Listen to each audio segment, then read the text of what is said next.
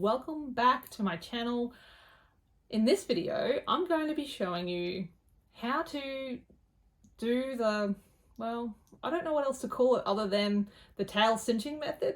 I use this method a lot when I'm making toys with my circular knitting machine. It's a really great way to make shape within the body of your toy. Let's get into it. Okay, so before we begin, we're going to make sure that we have the yarn that our project calls for and some scissors. Now, to do the tail cinching method, we're going to need to make sure that we have a very long tail. Now, you can do this a few ways. You could just eyeball it and just throw a whole heap in the center, or you can try and be a little bit more accurate. Essentially, what we're going to be doing is we need enough of the tail to work one round on your machine. So you can measure this by going around like this, around the machine, just giving it a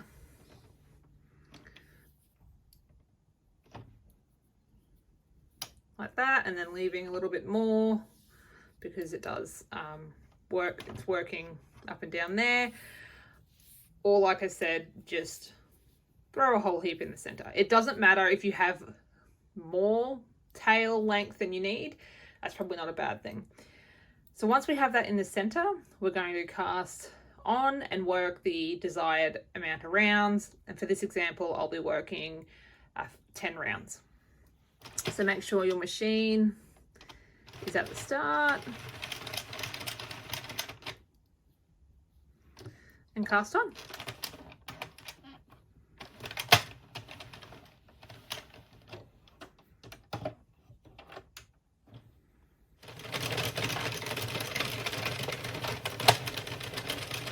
So to do the tail cinching method, we're now going to be picking up this tail and working one round. Now that might sound a little crazy, but let me show you what I'm talking about. So here, what we're going to need to do is detach the working project yarn. We need to unhook it from the first pin of the round, and you need to drop it in the center. This is where now you will pick up the tail, pull it all the way through. Just leave a little bit of a, don't pull it tight, just leave a little bit of looseness there. And we're going to attach it around the first pin and into the yarn guide.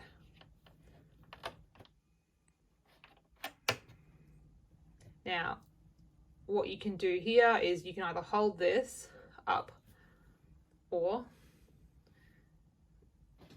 put the whole thing in the center.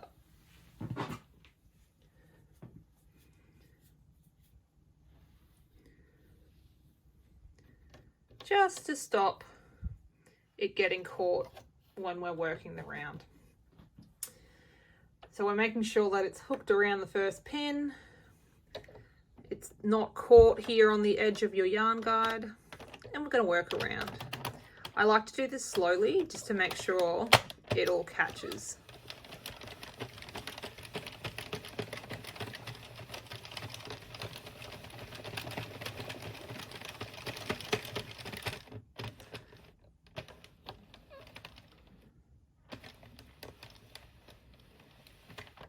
Now, I just had enough, as you can see.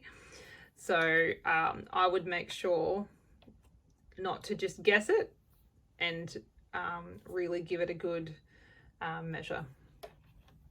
Even go twice around the machine when you're measuring before you put the tail in the center.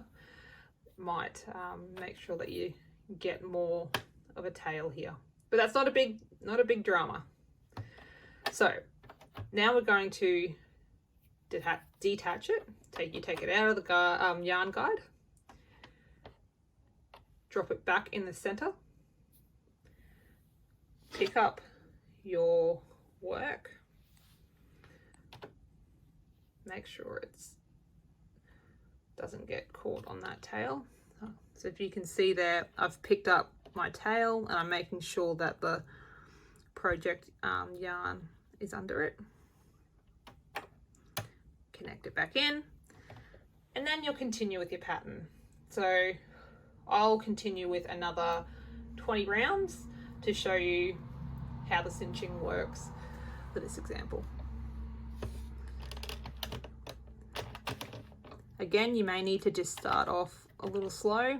Might need to pull that there if you've done the same thing as me, just to make sure it doesn't go unraveling. Another thing you can do, if you have a clip, you can clip the tail there, and that way it doesn't get sucked back up into the work.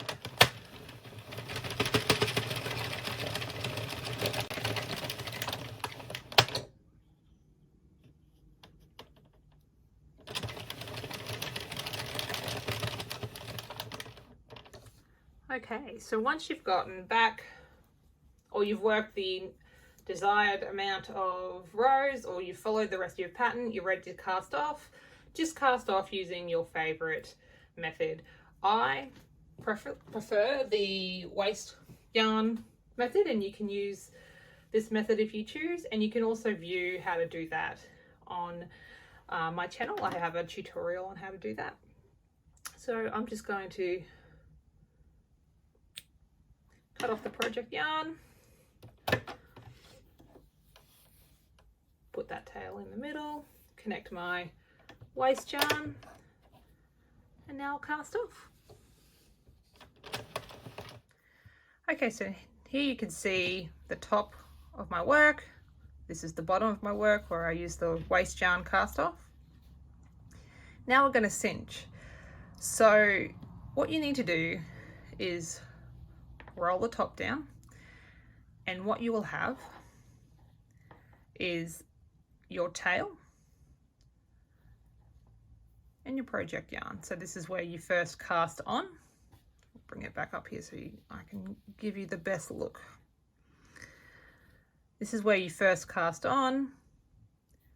This is where we dropped it and we cast on with the tail and reconnected it. So this is where your scissors come into play. You're going to cut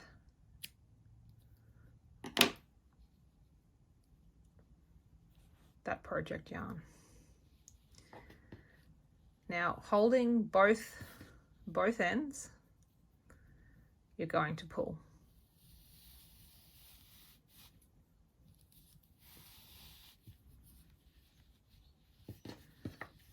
Now you can see here that it's starting to cinch.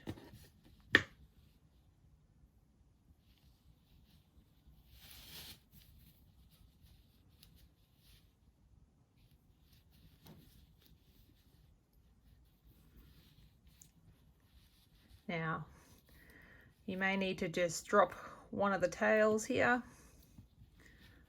and pull, but I do like to try and anchor it.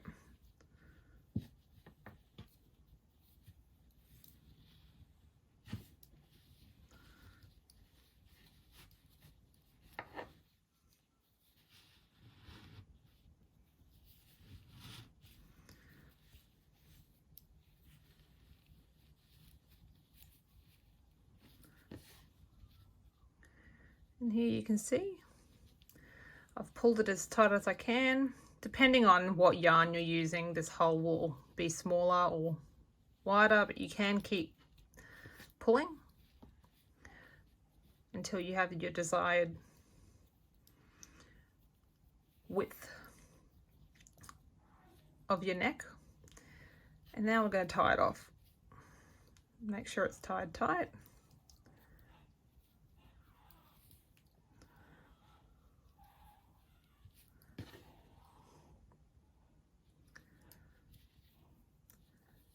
Trim these tails.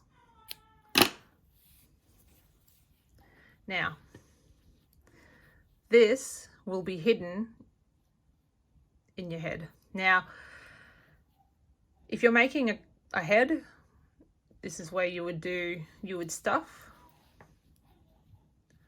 this bit, which I'll show you now how to do. But this part here, that's how you do your tail cinching. All right, let me show you how to stuff the head. Typically when I'm making or stuffing a head or stuffing the body and I've needed to cinch, I usually put my stuffing in a sleeve. So what I would do is, to make the sleeve, I would cast on and knit the desired amount of rows. So here I worked 10 rounds, then I would cast off. Then you would cinch both ends with the stuffing in. But for the purposes of this video, I want to show you how to cinch the top bit. So now that you have the neck, you're going to hold it. So make a ring with your pointer finger and thumb and just put it around the base, stuff it, find that last tail, and you're going to pull.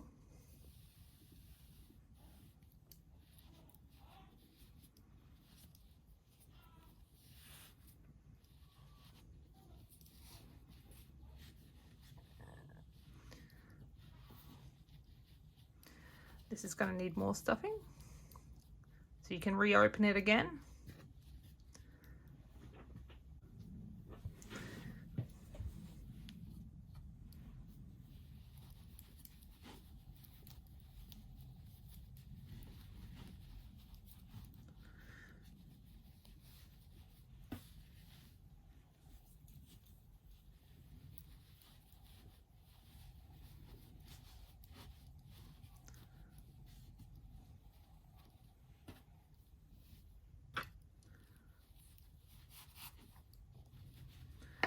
And then you can play around and see how much more you need. You might want to shove a bit more in.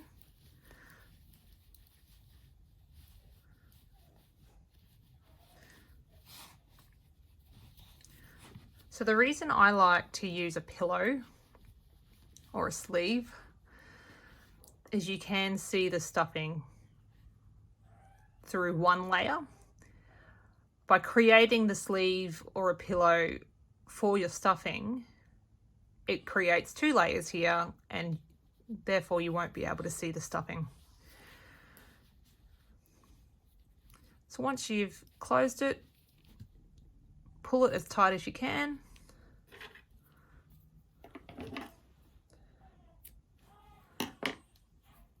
With the darning needle, or you can use a crochet hook. You need to tie it off. What I normally do is I just pick up a few stitches, make sure there's a loop, go through the loop, pull, and then you just hide the tail back in through and trim it off. So here you can see with the tail cinching, it's created quite a nice little